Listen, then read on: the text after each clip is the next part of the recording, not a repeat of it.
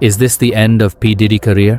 Let's dive into the latest news surrounding Sha Diddy Coles, the music mogul currently behind bars at a federal jail in Brooklyn, New York, after being indicted on serious charges of sex trafficking and racketeering. Recently, TMZ released footage capturing Diddy's arrest at the Park Hyatt Hotel in Midtown Manhattan last week. Authorities confronted him in the lobby, ultimately escorting him out of the hotel and into federal custody. This moment could very well have marked the end of his freedom, as he was denied bail not just once, but twice when he appeared before federal judges last week. In a striking turn of events, R&B singer Al-B sure took to Instagram today to call for a more thorough investigation into the tragic death of his former partner, Kim Porter. For those who may not remember, Kim Porter tragically passed away in 2018 and was the mother of 4 children, one with Al-B Shore and the other 3 with Diddy. Al-B Shore's posts not only feature images of Kim, but are also filled with highly charged allegations. He accuses publicists, law enforcement, and various agencies of concealing critical details about her untimely death. Meanwhile, let's not forget about Suge Knight, yes, the infamous figure from Death Row Records, who recently decided to share his thoughts with Diddy on his show, aptly named El Call with S.H. Knight. Here's a glimpse of what he had to say. "I'll tell you what, Puffy. Your life is in danger because you know the secrets of who's involved in that little secret room you guys are participating in. You know they're going to get you if they can. Puffy, I'm going to give you some real advice. 2 quick things. You got to make a decision when you go to prison. Either you're going to be standing up pissing or squatting sitting down pissing. I advise you to try to take the first one, because if you're squatting and pissing, you know what that means. Do not do your time going by Brother Love. Brother Love is not a good code name." Wow, that's pretty intense. I'll be honest, that was uncomfortable to read. It's not my words, folks. I'm just quoting what was said. But you can't help but feel the weight of those words and let your imagination wander to some unsettling possibilities. Now let's consider what's really at stake here. As I've mentioned before, P. Diddy is facing some serious trouble, and it's important to understand what racketeering actually entails. Are you familiar with the term? If not, it's crucial to get a grasp on it. Should I put up a definition for you? Racketeering refers to the extortion of money or advantage through threats or force, an ongoing pattern of illegal activities like extortion and even murder, all conducted to further the aims of a criminal organization. Keep that definition in mind. Producers, can we keep that definition displayed? First off, extortion of money or advantage through threats or coercion is at the heart of these accusations against P. Diddy.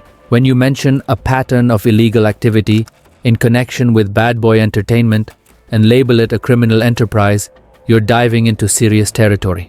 The words extortion and murder carry a heavy weight. Think about it. Do this or do that for money. Comply with my demands, or I'll have evidence against you.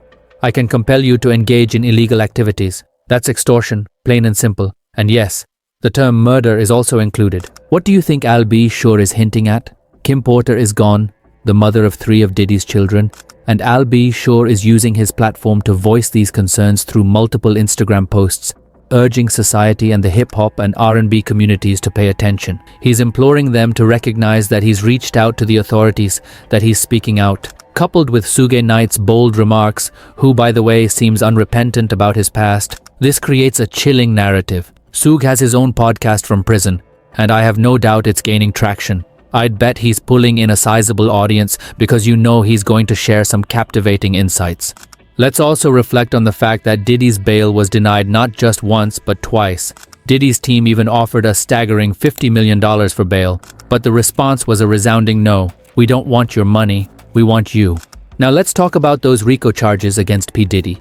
Do you know what that entails? Pay attention closely. Individuals can be charged under the Racketeer Influenced and Corrupt Organizations RICO Act if they engage in an enterprise through a pattern of racketeering activity. RICO also makes it illegal to invest money gained from illegal activities in any enterprise that affects interstate or foreign commerce. So, let's read between the lines. Bad Boy Entertainment, illegal activities, crossing state lines, drugs, prostitution.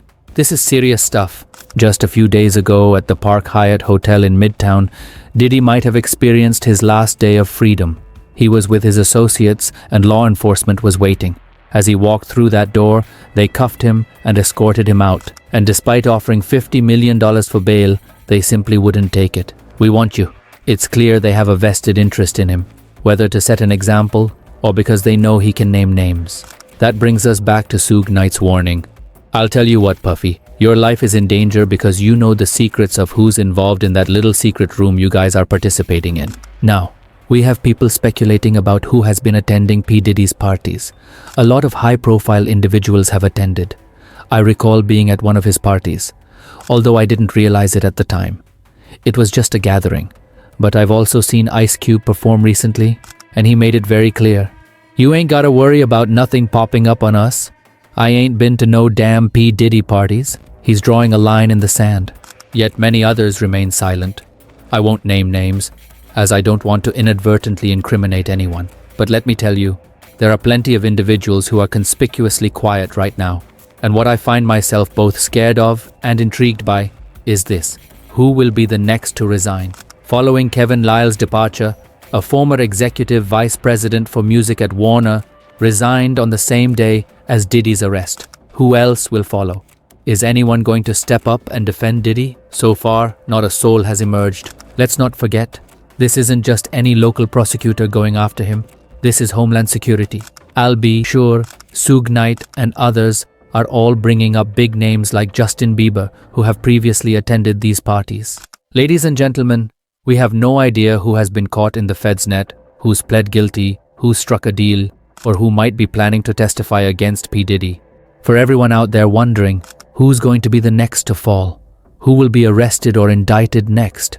Have you considered that it might have already happened? Perhaps the reason for the months-long wait to apprehend Diddy is that they've already secured others, built a case, and encouraged them to testify against him. I'm not making claims, I'm speculating, but I'm doing so with a fair amount of insight based on what I've been hearing from prosecutors, lawyers, and judges, along with what the streets are buzzing about. The bottom line is this. The hip-hop and R&B communities believe the case against Diddy is airtight. They think the authorities have witnesses, evidence, and people willing to testify. This doesn't look good for Diddy. Not at all. Do you think it is the end of the Diddy era? Drop your thoughts in the comments and don't forget to subscribe to the channel. Take care of yourselves and your loved ones. See you in the next video. Goodbye.